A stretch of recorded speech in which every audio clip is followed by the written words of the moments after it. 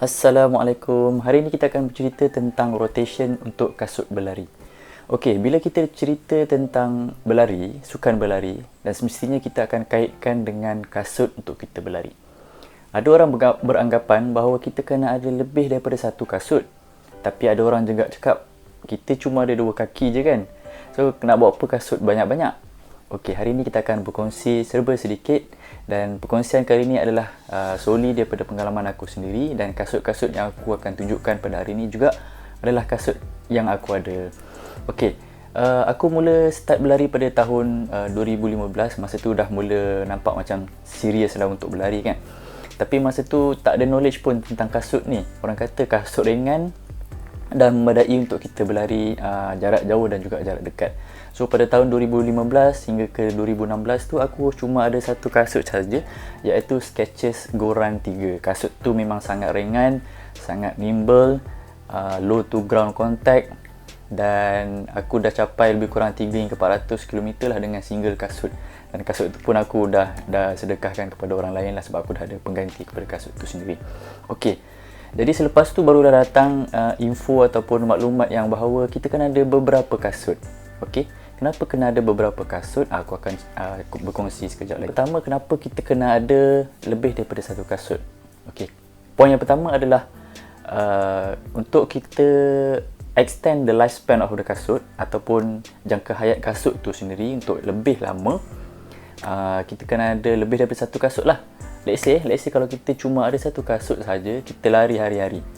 Okay, by the end of mungkin 6 bulan, kasut tu tapak dia pun dah mula haus. Okay, tapi kalau kita ada dua kasut, mungkin dengan jarak yang lebih jauh, kita boleh extend the lifespan of the kasut.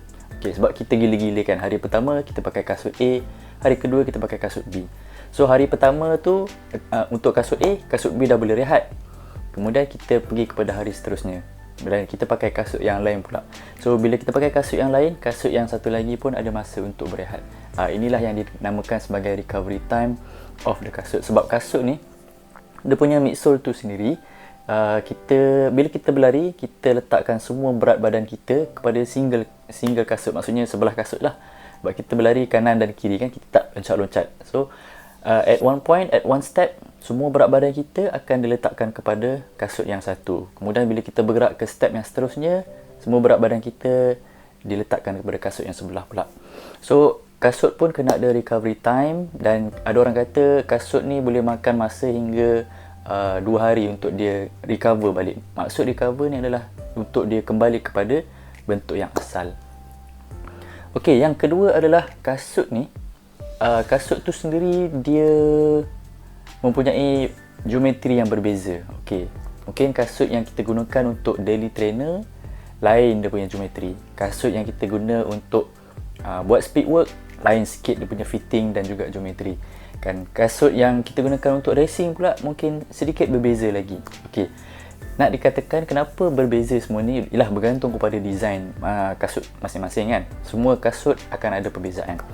Dan perbezaan ni akan memberikan kita stress point kepada kita punya kaki berbeza-beza. So, dalam erti kata yang lain, kita mengurangkan potensi untuk kaki kita injured.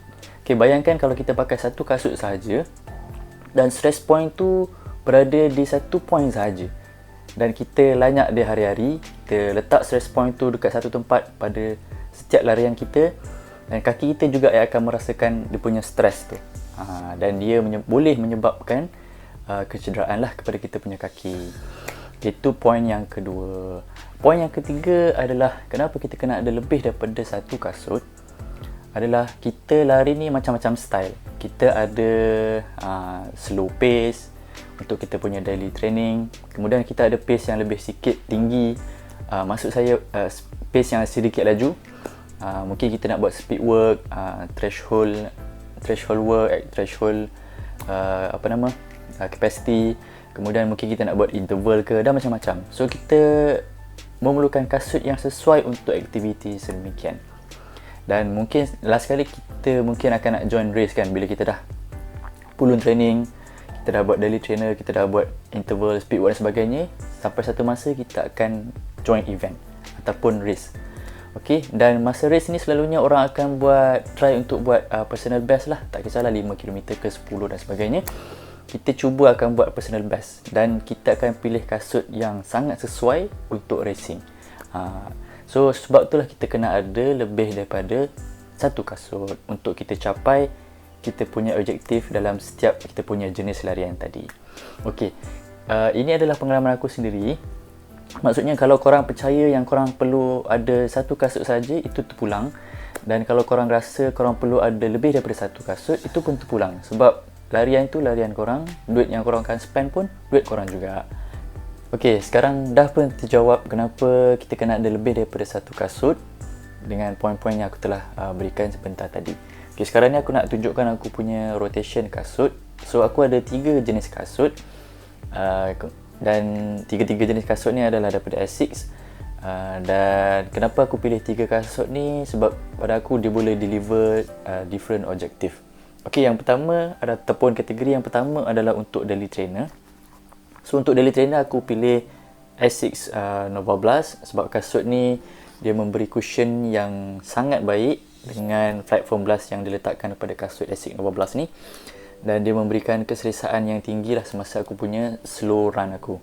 Okey, maksud slow run ni adalah pace yang orang kata untuk buat MAF training lah.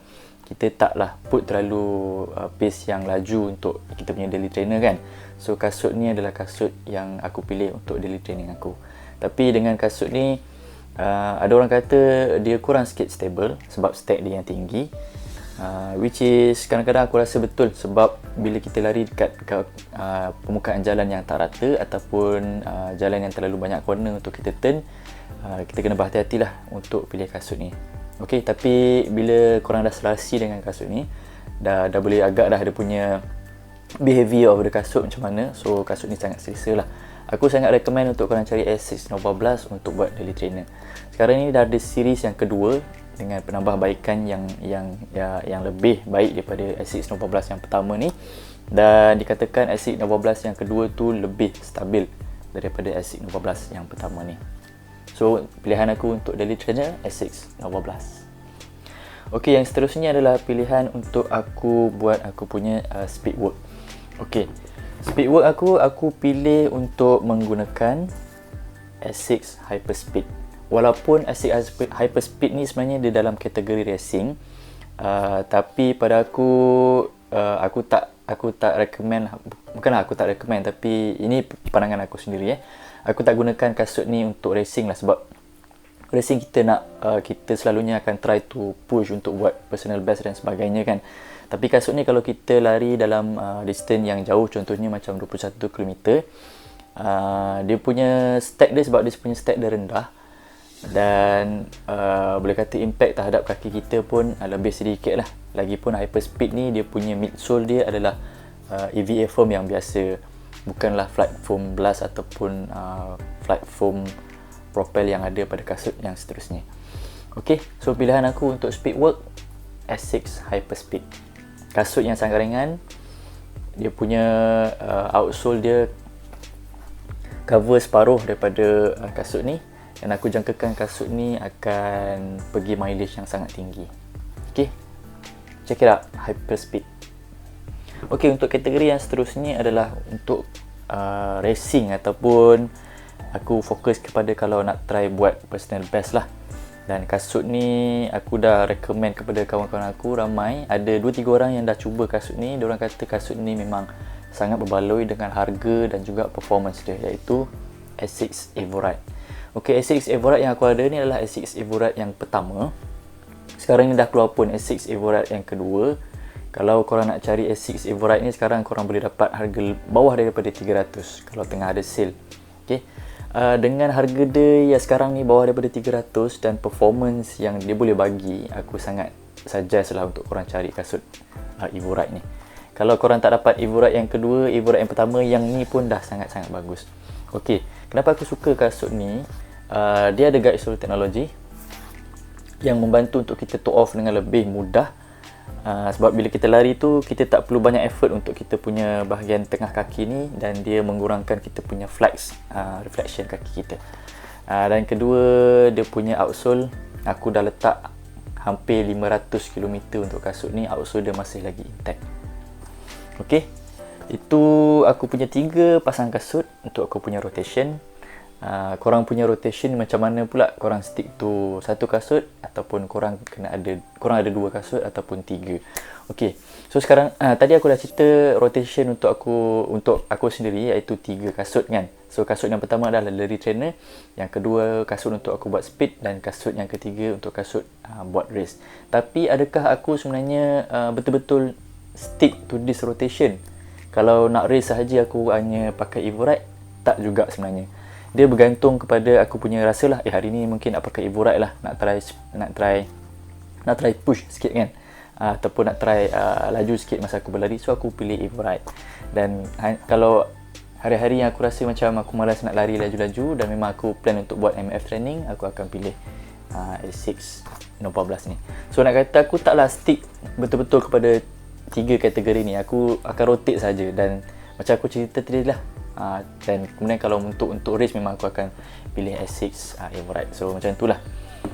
Okey, korang punya rotation macam mana pula? Mungkin boleh kongsi dekat komen dekat bawah. Kita boleh berkongsi pengalaman dan idea-idea yang lain. Okey, sekian sahaja. Kalau korang rasa video kali ni memberi manfaat kepada korang sedikit sebanyak, sudi-sudi untuk subscribe dan juga tekanlah loceng tu kalau ada video yang baru. Bye. Assalamualaikum.